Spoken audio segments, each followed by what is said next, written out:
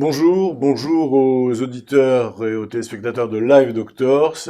Nous sommes aujourd'hui en compagnie du professeur Greenberg, Michael Greenberg. Bonjour monsieur. Bonjour. À l'hôpital Jean Verdier, où vous avez l'amabilité et la gentillesse de nous recevoir dans votre service, et là nous sommes dans votre bureau.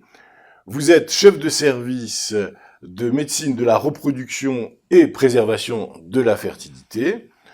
Vous avez une biographie conséquente, permettez-moi au moins d'en citer quelques items.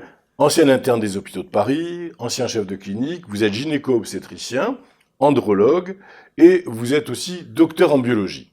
Et vous êtes aujourd'hui reconnu comme le spécialiste des problèmes de cancer et de fertilité ou oncofertilité.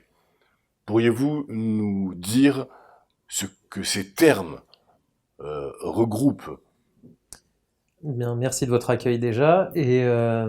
Alors, l'oncofertilité, c'est un domaine finalement qui est relativement vaste, qui va toucher, qui s'est développé avec le fait que les patients guérissent de mieux en mieux de cancer, et notamment les sujets jeunes, et pour qui les questions de fertilité vont vont se poser pour ces survivants finalement, ces jeunes survivants du cancer.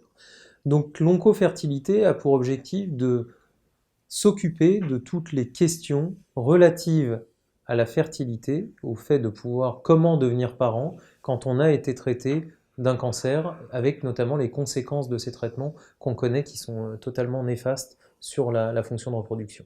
Aujourd'hui, nous avons un cadre juridique, législatif, précis, qui ne permet pas de faire n'importe quoi, mais qui en même temps s'inscrit dans le cadre de ce plan cancer et qui vous permet de proposer un certain nombre de solutions.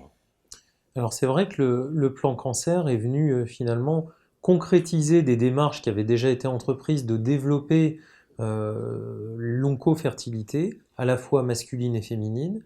Et j'aurais tendance à dire que le plan cancer est venu en quelque sorte entériner et appuyer sur cette thématique pour montrer l'importance que ça pouvait avoir dans la prise en charge des patients atteints de cancer. Finalement, de se projeter dans l'importance de la qualité de vie de ces patients, et en particulier des sujets jeunes.